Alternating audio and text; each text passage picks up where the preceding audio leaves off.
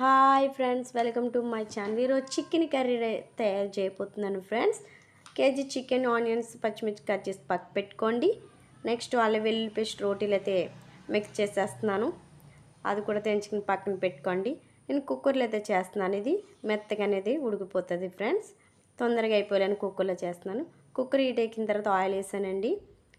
కొంచెం oil heat ఎక్కిన తర్వాత దాంట్లోనే మనం ఆనియన్స్ కట్ చేసుకున్నాం కదా, ఆనియన్స్ వేద్దాం. పచ్చిమిర్చి ఆనియన్స్ వేసి బాగా గోల్డ్ కలర్ వచ్చేంత వరకు వేయించుకుందాం. చూసారా, వేగుతూ వచ్చింది. ఒక 5 నిమిషం మూత పెట్టేసుకుందామా, అయిపోయింది. చూసారా, అవుతూ వచ్చింది కదండి. ఇది వీడియో అయితే ఎక్కడ స్కిప్ చేయకండి ఫ్రెండ్స్, పూర్తిగా అయితే చూడండి. నచ్చితే మాత్రం లైక్ అయితే కొట్టండి. అల్లం వెల్లుల్లి పేస్టు 1/2 స్పూన్ వేస్తున్నాను. మళ్ళీ మనం చికెన్ వేసిన తర్వాత వేద్దాం ఫ్రెండ్స్. ఇవి బాగానే అవ్వాలి కదా, అంటారు కలుపుకొని ఒక 5 మినిట్స్ అయితే మనము మూత పెట్టేసుకుందామా మరి ఫ్రెండ్స్. స్కిప్ చేయకండి, లైక్ మాత్రం చేయండి ఫ్రెండ్స్. నచ్చితే సబ్స్క్రైబ్ చేయండి. 5 మినిట్స్ మూత పెట్టేసుకుందాం, పక్కన పడేసుకుందాం. చూడండి, అయిపోయింది కదా, అవుతూ వచ్చింది అల్లం వెల్లుల్లి పేస్ట్. దీంట్లో మనము చికెన్ ఉంటుంది కదా, అది శుభ్రంగా కడిగి పెట్టుకున్న చికెన్ అయితే యాడ్ చేస్తున్నాం. దీంట్లోనే చికెన్ యాడ్ చేసిన తర్వాత అండి, మనం దీంట్లోని ఇందాక 1/2 స్పూన్ వేసాం కదా అల్లం వెల్లుల్లి పేస్ట్ అండి, దీంట్లో 1/2 స్పూన్ వేసాం మనం. ఇప్పుడైతే ఇంకా చూసారా, స్పూన్ వేస్తున్నాను.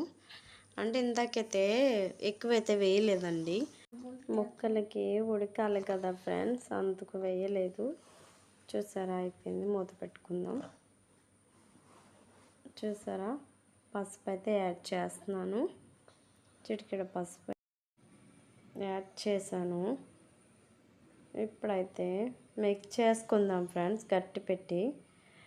దీంట్లో అయితేనే కొంచెం వేరే గ్యాస్ మీద అయితే హాట్ వాటర్ అనేది హీట్ చేసుకోవాలి. మూత పెట్టుకున్నాము 5 మినిట్స్. ఎందుకంటే దీంట్లో అయితే చల్లనీళ్ళు అయితే వేయకూడదు. హాట్ వాటర్ అనేది వేసామనుకో ఫ్రెండ్స్, తొందరగా అయిపోతుంది. మా పాపకి అయితే చాలా ఆకలి వేసేస్తుందని చెప్పింది పాపం ఇందాక, అందుకని తొందరగా అయిపోవాలని నేను పక్కనే హాట్ వాటర్ అనేది కూడా వేడి చేస్తున్నాను అండి. చాలా అలా వస్తే చాలండి, హాట్ వాటర్ వేసేయండి. దాంట్లో వేస్తేనే బాగుంటుందండి. ఇంక మనం తినడానికి ఇంకా చాలా స్మూత్గా కూడా మొత్తగా బాగుంటుంది. దాంట్లో సాల్ట్ రుచికి సరిపడా నేనైతే 1 స్పూన్ వేస్తున్నాను. మీకు రుచికి సరిపడా సాల్ట్ అయితే యాడ్ చేయండి ఫ్రెండ్స్. చిన్నపిల్లలకండి ముక్కలు కొమ్మినివి డైజెషన్ అవ్వవు కదండి, అందుకని కొంచెం మెత్తగా అనేది ఉడికిపోతుందండి. నేను ఇలా చేస్తున్నాను, కుక్కర్లో పెడతాను. చిన్నపిల్లలకి తొందరగా బాగుండాలని పెడుతున్నానండి. దీంట్లో కారం యాడ్ చేద్దాం. నేను 1.5 వేస్తున్నాను. మీకు కారం స్పైసీ కావాలంటే ఇంకా ఎక్కువైతే వేసుకోవచ్చు. ఆ వాటర్ అయితే ముక్కలు చూసారంటే ములిగేంత వరకు అయితే వాటర్ యాడ్ చేయండి. చూసారండి, వేసాం కదండి, ములిగేంత వరకు అయితే వాటర్ యాడ్ చేద్దాం. నేనైతే మసాలా ఇప్పుడు ఇంకా అయితే వేయట్లేదు. విజిల్స్ అండి 7 వచ్చే వరకు మనకి అలా వచ్చిన తర్వాత, విజిల్స్ 7 అయిపోయిన తర్వాత అప్పుడు వేసుకోవాలని మసాలా అనేది. ముందుగానే వేస్తే కొంచెం వేగితే కింద కొంచెం బాగోదు, అంతగానే వేయట్లేదు. ఇప్పుడు ఇంకా మనకి అయిపోయింది. ఇంకా కుక్కర్ మూత పెట్టేసుకుందాం. 7 విజిల్స్ వచ్చే వరకు అయితే వేయించేద్దాం ఫ్రెండ్స్. సరేనండి, 7 విజిల్స్ కరెక్ట్గా 7 విజిల్స్ వస్తే అయిపోద్ది. చిన్నపిల్లలు కూడా తినడానికి కూడా చాలా బాగుంటుంది.